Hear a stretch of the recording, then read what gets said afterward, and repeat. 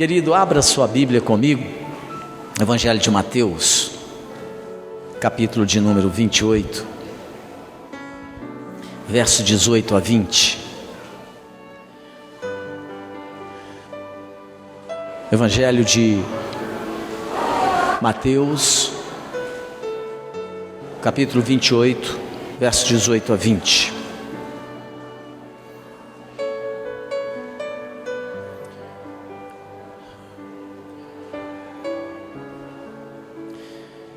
Meus amados irmãos e irmãs, hoje de manhã eu acabei pregando aqui também na abertura da escola dominical, falando sobre o temor do Senhor e falando sobre a prudência, porque hoje eu faço aqui nessa noite a abertura oficial do nosso projeto Casa de Paz. Agora em abril nós vamos estabelecer o nosso projeto Casa de Paz.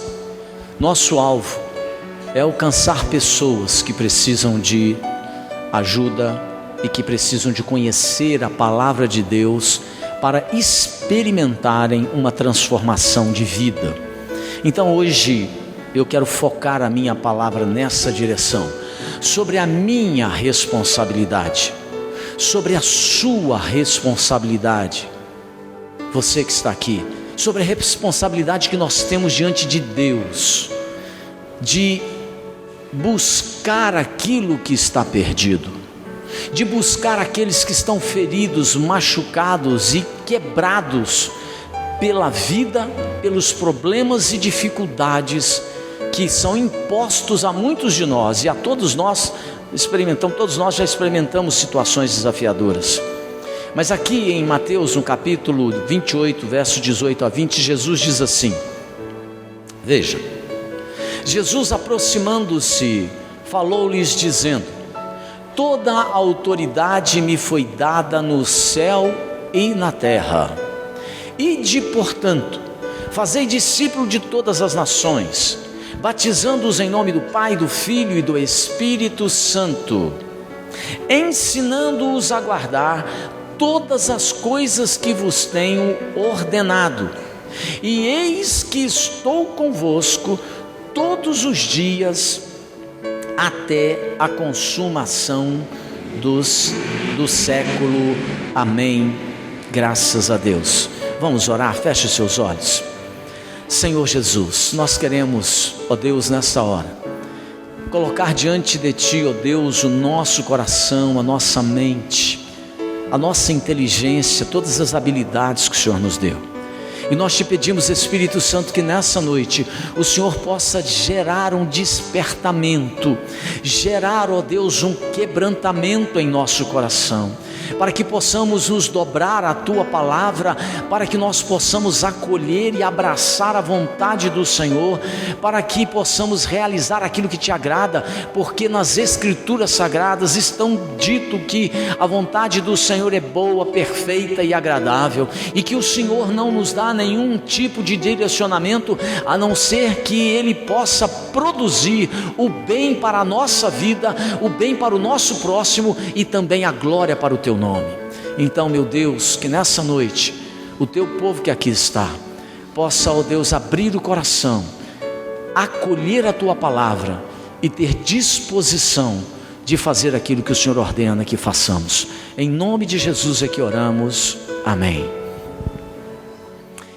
O tema da minha palavra hoje é evangelização antes que seja tarde. Quem é casado sabe a expectativa que nós temos quando, se nós somos homens, quando as nossas esposas ficam grávidas, as mulheres quando ficam grávidas, a gente tem todo aquele cuidado, não é verdade? Quando há aquele momento da gravidez, e há uma grande expectativa que cerca esse momento, porque o filho vai chegar, ou a filha que vai chegar, quando a gente já sabe o sexo, todo pai e toda mãe fica cheio de emoção, de expectativa, e de verdade nós ficamos até com uma pitadinha de preocupação, porque no fundo a gente apesar de orarmos, apesar de crermos em Deus, a gente fica preocupado se o filho ou a filha vai nascer com perfeição. Pelo menos isso aconteceu comigo, não sei se aconteceu com você. Aí eu me lembro que quando meu filho nasceu, aliás foram 2, né? Mas quando eles nasceram, a gente percebeu que tudo estava quase perfeito. Não estava tudo perfeito para mim, porque um dos meus filhos nasceu com um dedinho a mais no pé. E quando eu vi aquele dedinho a mais no pé, eu falei assim: Deus, louvado seja o teu nome, porque de todo problema que podia dar nessa gestação, um dedinho a mais, a gente faz a cirurgia, corta, resolve e tudo mais. E de fato foi isso o que aconteceu quando o meu filho nasceu. Esperamos um tempo, depois operamos aquele dedinho a mais no pé dele e foi tudo resolvido. E o Davi é perfeito. Agora você pode imaginar, pense comigo, um pai que encontra, depois de muita expectativa, pega o seu filho e ele percebe que esse filho que nasce, esse filho é mudo, esse filho não consegue falar. Meus amados, ver tantos crentes mudos é um desalento para o coração de nosso Pai Celeste. Ver tantos filhos calados diante de uma necessidade tão grande que nós presenciamos na sociedade, aonde rapazes e moças se perdem nas drogas, aonde homens e mulheres se suicidam por causa do desespero, aonde pessoas estão angustiadas, aflitas e depressivas porque elas não conseguem resolver os seus problemas e as suas dificuldades. Ver os seus filhos mudos diante dessa realidade, para o coração do Pai Celeste, deve ser uma dor tremenda.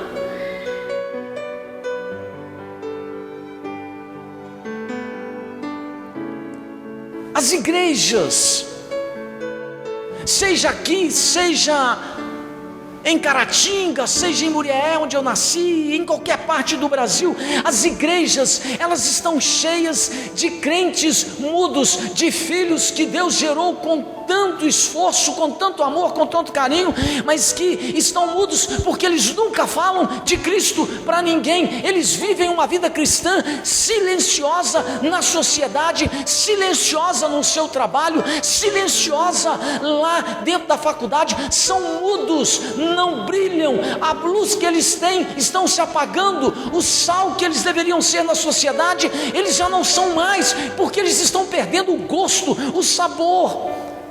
É impressionante como os filhos que Deus tem gerado nessa geração, eles são ótimos, por exemplo, para discutir sobre política. E eu tenho crentes aqui nessa igreja apaixonados pela política, que se você falar do PT, eles quase derrubam a casa na sua cabeça, mas eles não têm o mesmo ânimo para falar de Cristo. Falam de política, falam de ciência, falam da arte, falam inclusive sobre aquelas séries da Netflix que eles tanto gostam. Eles falam com autoridade inclusive a respeito de moda, de roupa, daquilo que agrada o coração deles, mas eles não dizem nada acerca do Filho de Deus. Essa é uma triste realidade que eu tenho constatado. Deus tem gerado muitos filhos e infelizmente eles estão ficando mudos. Não abrem os seus lábios, a sua boca, para testemunhar no trabalho, para testemunhar na escola ou na faculdade onde estão. Aqui nesse texto que nós lemos, Jesus, ele nos diz que a ordem do dia para a minha vida, para a sua vida, Jesus fala isso aqui, a ordem que ele deu para mim e para você, é que nós temos que ir. Ele diz, ide. Ele não disse para mim e para você para ficarmos assentados confortavelmente dentro da nossa igreja, ouvindo o nosso pastor, ouvindo a nossa pastora. Ele disse, ide. Mas nós estamos indo sim, estamos indo atrás dos nossos sonhos, estamos indo atrás das nossas realizações. Nós temos disposição para ir atrás daquilo que nos interessa, nós temos ânimos para poder ir atrás daquilo que nos agrada, temos ânimo para correr, para pedalar, para nadar, para ir para o clube, para jogar futebol, temos ânimos para isso, mas não temos disposição para abrir os nossos lábios e buscar o que se perdeu. Jesus tem gerado hoje uma geração, infelizmente, não que Jesus tenha defeito, mas Ele tem gerado hoje crentes e eles estão ficando mudos.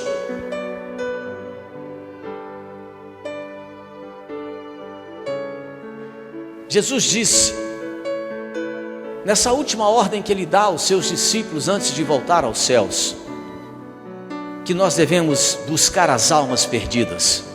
Essa é a missão mais importante da minha vida, essa é a missão mais importante da sua vida. Buscar aquele que está perdido, fazer discípulo de todas as nações e pregar o Evangelho a toda criatura em nossa geração. Você não terá outra geração, escute o que eu estou te dizendo, você não terá outra oportunidade. Tudo que você puder fazer para a glória de Cristo, você só poderá fazer na sua geração, porque depois que nós morrermos, acabou. Fazer discípulo de todas as nações, pregar o Evangelho a toda criatura na geração que nós vivemos. A isto você e eu devemos dedicar o nosso tempo, o nosso dinheiro, a nossa existência, por algumas razões. E por quais razões você e eu temos que dedicar tempo, dinheiro, energia para buscar o que se perdeu? Preste atenção. Em primeiro lugar, você e eu precisamos buscar o que se perdeu, porque a tarefa da evangelização é imperativa. É uma ordem, não é um pedido, não é uma solicitação de Cristo. Aqui no verso 19, Jesus começa dizendo o seguinte: ide. Ide é ordem, é imperativo, é mandamento. Você e eu precisamos obedecer. Buscar os perdidos é uma ordem de Cristo para a sua e para a minha vida. Não é uma opção, nós não temos uma escolha, é uma ordem. Não fazer isso é uma declarada infidelidade, é desobediência ao Senhor Jesus. Enquanto muitos crentes se calam, por exemplo, a voz de muitas seitas e religiões crescem na nossa nação, porque os crentes estão mudos, eles não estão indo mais, não estamos mais buscando o que se perdeu. Enquanto você e eu dormimos, o inimigo semeia o joio na sociedade, o inimigo semeia as seitas e religiões no meio do trigal de Deus para destruir a humanidade. É tempo de você e eu ouvirmos a voz de Cristo, a ordem de Jesus, o comissionamento do Senhor que nos mandou ir. Agora preste atenção, o universo inteiro escuta a ordem e a voz de Deus. Quando você abre a sua Bíblia lá em Gênesis, você vê Deus dizendo o seguinte: a palavra do Senhor diz que no começo de todas as coisas, o Senhor ordenou dizendo: haja luz. E sabe o que aconteceu? Houve luz. O Senhor ordenou e a chuva caiu sobre a terra. Jesus, certa vez ele falou para o mar se acalmar, e o mar se acalmou. Até o vento ele mandou parar de soprar, e o vento obedeceu a Jesus. Os seus anjos, a Bíblia diz, se submetem às suas ordens. A Bíblia mostra que Jesus dá ordens até aos demônios, e eles não resistem à autoridade de Jesus. Será que você e eu, será que a igreja é a única no universo que vai desobedecer a palavra de Cristo? Quando ele diz para você e para mim nós irmos, nós não vamos. Buscar o perdido é uma tarefa urgente, não é para depois, é para agora. Jesus nos ordena dizendo: ide. E quantos vão? É impressionante. Eu louvo a Deus, porque um rapaz chamado Dirceu, amazonense, saiu de Manaus e foi pregar o Evangelho para mim em Muriaé. E eu me converti a Cristo com 16 anos. Rose, você e o William já moraram em Manaus. Você tem noção de quantos quilômetros é do Sudeste até Manaus? Eu não tenho, não tive a curiosidade. 5.000 quilômetros. 5.000 quilômetros. Ele obedeceu, irmãos. Eu penso que se o Disseu não tiver ganhado ninguém mais para Jesus, hoje ele é diretor da Betânia em Belo Horizonte, daquela editora Betânia em Belo Horizonte. Se o Disseu não tiver ganhado mais ninguém para Cristo, ele nem sabe que eu me converti, porque eu nunca me apresentei para ele, que foi numa pregação dele. Eu acho que terá valido a pena. Ele nem desconfia que eu sou pastor e que eu venho fazendo isso para tentar ajudar as pessoas em obediência ao mandamento que Cristo me deu. Evangelização é ordem. Jesus disse: ide. E se você e eu não formos, quem irá? Se você e eu continuarmos assentados na igreja, confortável, esperando que os outros entrem por aquela porta sem que nós possamos ir buscar o que se perdeu, como eles entrarão? Jesus, quando chamou os seus discípulos, é interessante o chamado que Jesus faz a alguns dos seus discípulos. Ele encontra Pedro, Tiago e João, que eram sócios numa empresa de pescaria, e ele diz assim: vinde após mim. E logo mais adiante ele diz assim: porque eu vos tornarei pescadores, mas de homens. O negócio deles agora não era mais peixe, pingo. O negócio deles agora era gente. Você e eu precisamos ir, e não podemos ficar só sentados assistindo as coisas acontecerem. Precisamos ir buscar o perdido, porque isso é uma ordem de Cristo. Em segundo lugar, nós precisamos ir buscar o perdido, porque a evangelização é uma tarefa intransferível. Escute isso, porque tem a ver com você e comigo. O verso 19, Jesus diz assim: fazei discípulos. Veja que essa é uma ordem direcionada para mim e para você. Ele nos manda fazer discípulos. Ele nos ordena a fazer discípulos. Deus não entregou esse ministério de buscar os perdidos aos anjos e nem aos poderosos dessa sociedade. Você e eu somos responsáveis por esse ministério diante de Deus. Ele mandou você e eu, Ele nos ordenou que fizéssemos isso. O privilégio de buscar o perdido foi concedido a mim e a você, e não aos anjos, e não aos doutores e poderosos dessa sociedade.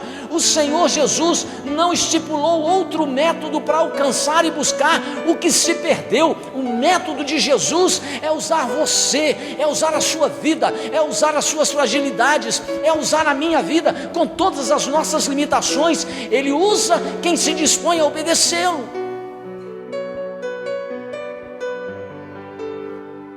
Há uma história que diz que quando Jesus terminou a sua obra neste mundo e ele retornou ao céu,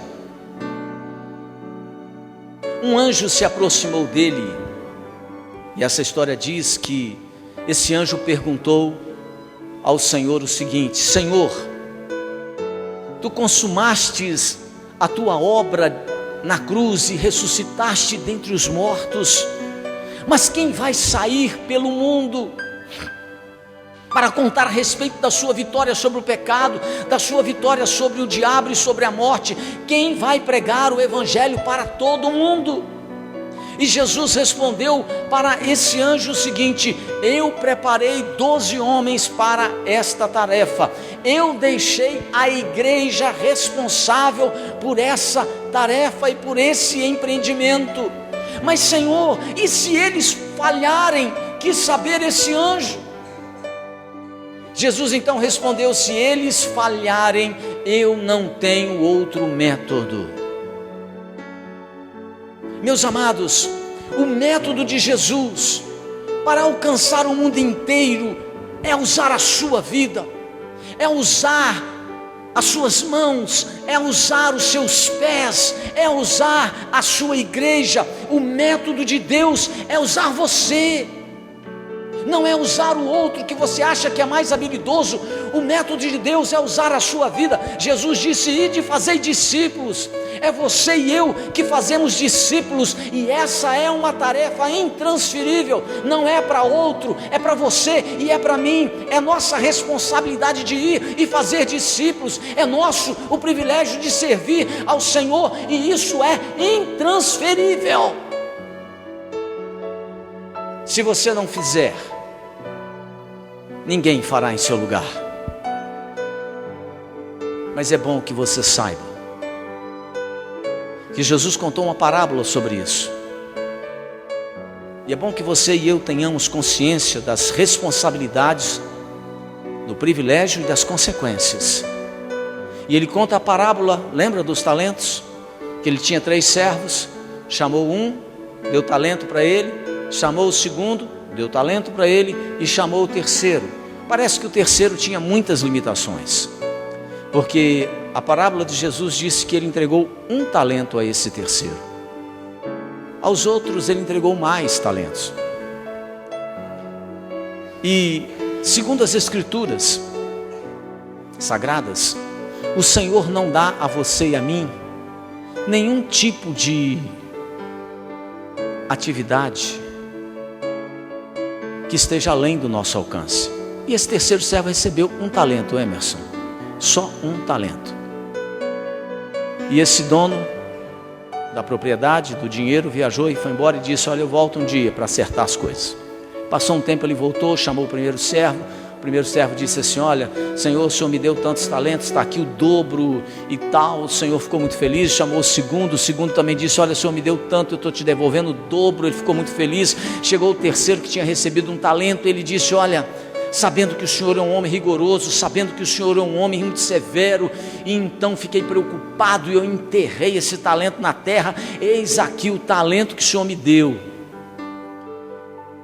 E ele disse assim: servo mau e negligente, você não teve a capacidade de colocar esse talento que eu te dei nem no banco para render juros. Você teve coragem. Você não vai entrar nunca mais. Você vai colocar os pés na minha propriedade, naquilo que eu preparei. A minha e a sua responsabilidade é muito grande, porque o Senhor nos conferiu o dever de fazer discípulos. Esse dever é intransferível. Nós temos um privilégio, mas ele vai requerer da minha e das suas mãos. Se nós formos negligentes, se nós formos descuidados, ele vai requerer de mim e de você toda a indiferença, a omissão, a apatia, desculpas. As suas justificativas não colam. Você precisa de saber disso. Como pastor, você pode dizer para mim: pastor, eu estou muito ocupado, pastor, eu não tenho tempo. Eu vou entender tudo isso, porque se eu dizer a verdade para você, você nunca mais pisa aqui. Eu vou fazer de conta que eu te entendo. Essas desculpas são boas para outras pessoas, mas para Deus e para Cristo, essa não é uma situação que vai colar. Porque essa responsabilidade é minha e sua de fazer discípulos, ela é intransferível.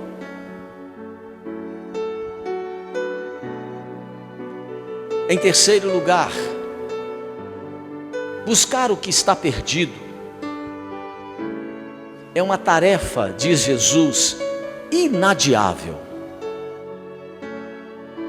Buscar o perdido é algo para ser feito imediatamente, sem demora, sem atraso, porque se o ímpio morrer na sua maldade, na sua impiedade, sem que nós que conhecemos a Cristo, sem que você e eu, que conhecemos a verdade, o possamos advertir dos seus erros, A Bíblia declara que o Senhor lançará o sangue desse homem sobre a nossa vida. Então é hora de você e eu sairmos para buscarmos os perdidos. É o momento de nós tocarmos a trombeta e alertar as pessoas que uma noite eterna se aproxima, para todos aqueles que ainda não se prostraram diante de Jesus e não o aceitaram como seu Senhor e Salvador. Nós já estamos atrasados, irmãos. O mundo nos espera. Jesus nos comissionou e Ele nos ordenou agir agora. É inadiável. Em 2006, eu li um livro e vi uma história muito interessante sobre isso. Estava preparando essa mensagem, voltei lá naquele livro para reler a história e trazer ela para vocês. E a história diz que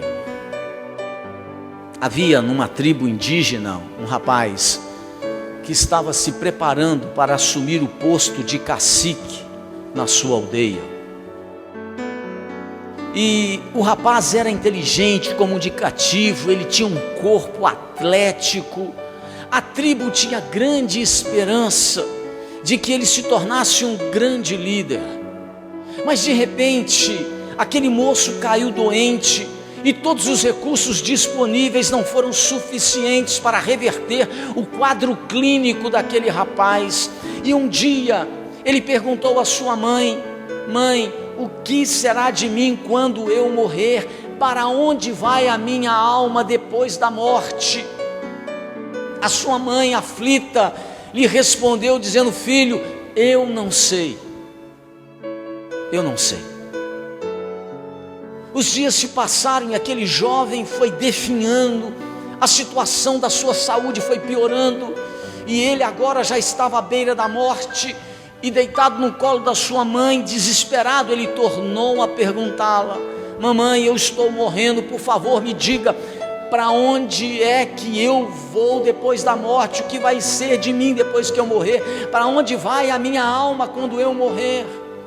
A mãe deste jovem, desalentada, aflita, angustiada, lhe respondeu: meu filho, eu não sei. Eu não sei.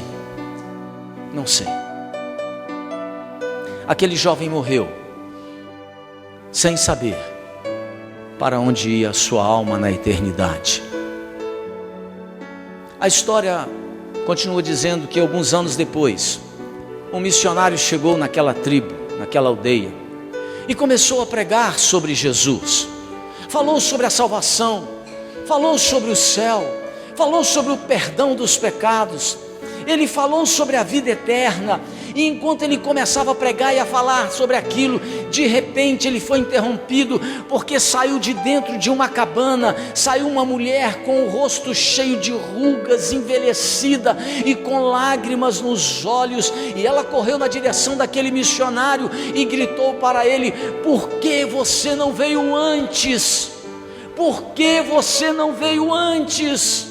Aquela mulher envelhecida pelos anos era a mãe daquele jovem que morreu sem saber para onde ia a sua alma. O missionário chegou tarde demais naquela aldeia.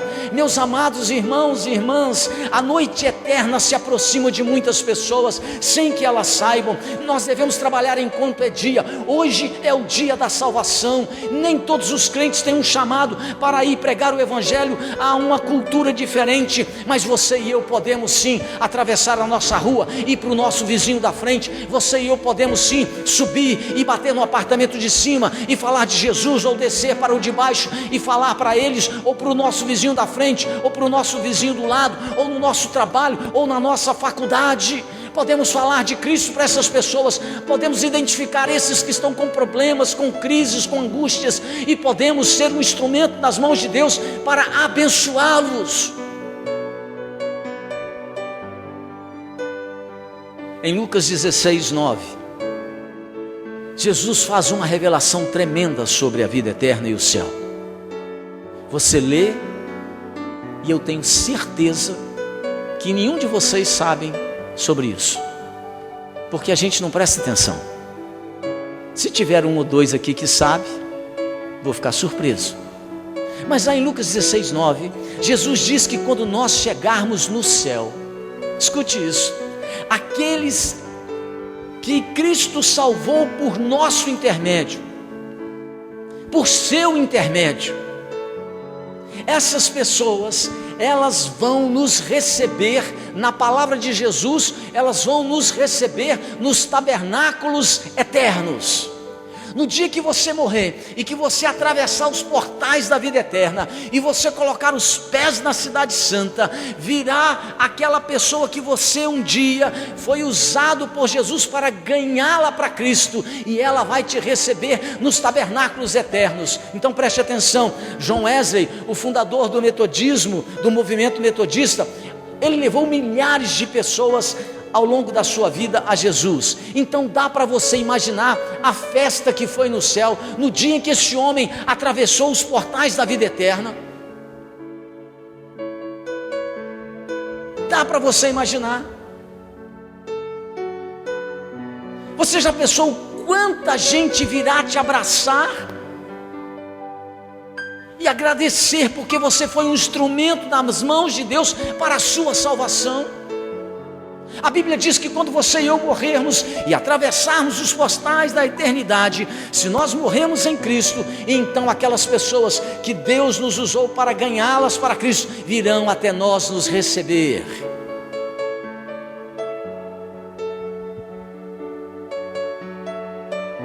Eu fico pensando, quantos irão te abraçar?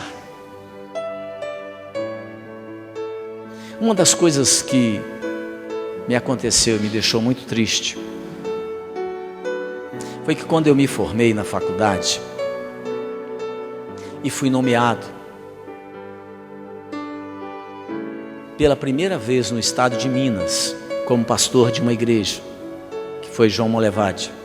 Eu já tinha sido nomeado em São Paulo, e que eu me encontrei com os meus colegas que haviam formado junto comigo, pastor Ellerson, pastor Davi e o pastor Marcos. A minha turma tinha 4 só. Aí começamos a conversar. Depois que nos encontramos, e o pastor Ellerson falou assim: rapaz, eu desci na rodoviária, tinha uma carreata para me levar para a igreja, que monte de carro com balão, buzina, pastor novo chegou. O Davi falou assim: me carregaram, fizeram um maior movimento na cidade, chegou o pastor novo, chegou o pastor novo. O Marcos contou o caso dele, eles olharam para mim, ninguém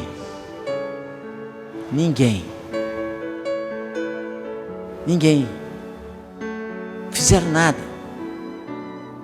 Eu me senti, eles nem me conheciam lá, eu me senti assim, falei, poxa, carreata, balão, festa. Eu cheguei lá, tinha uns caras desconfiados, olhando assim, desci do ônibus, 10 horas da noite, eu não tinha carro, na rodoviária de João Molevade, desci, 10 horas, irmão, um calor de verão de janeiro, e eu estava em Vitória de férias. Falei assim, eu vou pegar ônibus, eu não tinha carro, falei, se for de bermuda, mas me lembrei que a igreja metodista de João Molevade era fogo puro, se eu chegasse lá de bermuda, eles iam me excomungar. Aí eu cheguei de calçadinho, suei feito tampa de chaleira, e 10 horas da noite eu desço na rodoviária com uma porchete deste tamanho que eu usava na época na frente, que porchetão,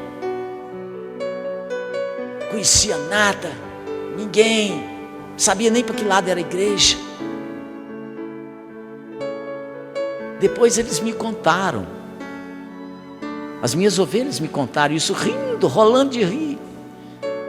Eles sabiam que eu não conhecia nada, então foram 4 desconfiados lá. Aí eu desci, estou com a mala assim olhando, ninguém chegou, ninguém vinha. Vi no canto umas figuras diferentes, olhando assim e tal. Aí um teve coragem, chegou assim, boa noite. Eu falei, boa noite, o senhor é o nosso pastor? Eu falei, sou eu mesmo. Você sabe o que eles estavam falando lá no canto? Eles me contaram depois. Quando eles viram aquele camarada de camisa amarela, larga, porchetão do lado, tênis, calça jeans, desceu, um falou assim, pelo amor de Deus, não pode ser aquele ali não. aquele não é o nosso pastor. Misericórdia, Jesus, que coisa mais estranha aquele negócio. Não pode ser. Eles olham, aí custaram a chegar em mim. Irmãos, ser bem recebido é algo fantástico, extraordinário. Deixa eu dizer uma coisa para você. Não lembro de muita coisa não, mas eu tenho certeza que no dia que eu atravessar os portais da vida eterna, terá uma pessoa lá para me receber. Uma eu tenho certeza. O nome dele é o Juarez. O Juarez. O Juarez. Eu ganhei muitas outras, mas o Juarez eu tenho certeza. Porque o Juarez, Deus me deu graça de ganhar ele, a mulher e os 3 filhos no mesmo dia, no mesmo momento. E não foi na igreja, foi numa visita. E aquele homem tinha uma alegria quando ele me via. E ele tinha um problema grave de saúde. Ele sofreu um infarto em Patinga, eu fui visitá-lo. E quando eu entrei no hospital, ele olhou para mim, abriu aquele sorrisão e falou assim: pastor, toda vez que eu vejo o senhor, louvo a Deus, porque eu era perdido sem salvação, e Deus usou o senhor para me alcançar. Me alcançar. Eu nunca me esqueci daquela visita. A gratidão daquele homem me constrangia. Ele morreu de infarto. Mas o dia que eu atravessar a porta da vida eterna, eu tenho certeza que eu vou encontrar com ele. Pelo menos um vai me receber. E sem desconfiança. Sem desconfiança. Quantos vão te receber? Quantos, querido?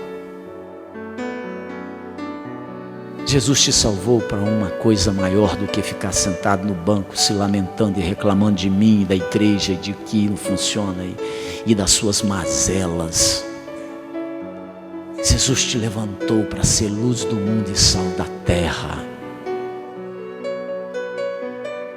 Que a sua luz brilhe e que o seu sabor seja sentido onde você esteja, para a glória de Deus. Vamos ficar de pé e vamos orar.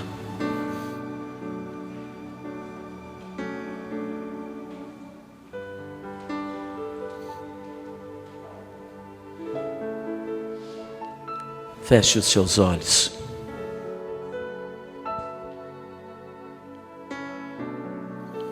Pai querido, nós queremos colocar nesse momento, ó Deus, diante do Senhor o nosso coração.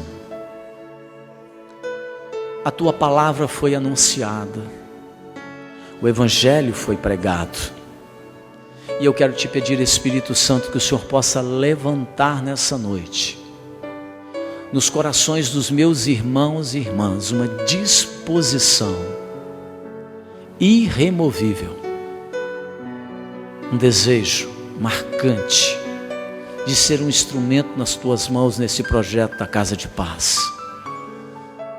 Dá uma disposição deles irem, dá o privilégio a eles de serem, ó Deus, mais uma vez instrumentos nas tuas mãos para buscar o que se perdeu. Espírito Santo, nós te pedimos, meu Pai, que o Senhor possa abrir o nosso coração, a nossa visão, o nosso entendimento, a fim de que nós possamos nos gastar, investir no teu reino, na tua obra, porque esse é o tempo que nós podemos ser úteis ao Senhor nessa geração, na geração onde nós vivemos.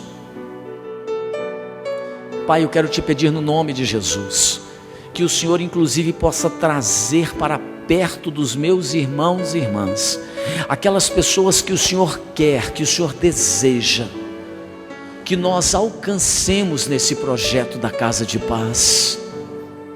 Abre os olhos dos meus irmãos e traz para perto deles essas pessoas, para que nós possamos ser bênção na vida delas, para que nós possamos ser alívio para o coração delas, para que nós possamos, ó Deus, ser um instrumento que o Senhor vai usar para levá-las a um encontro pessoal com Jesus Cristo.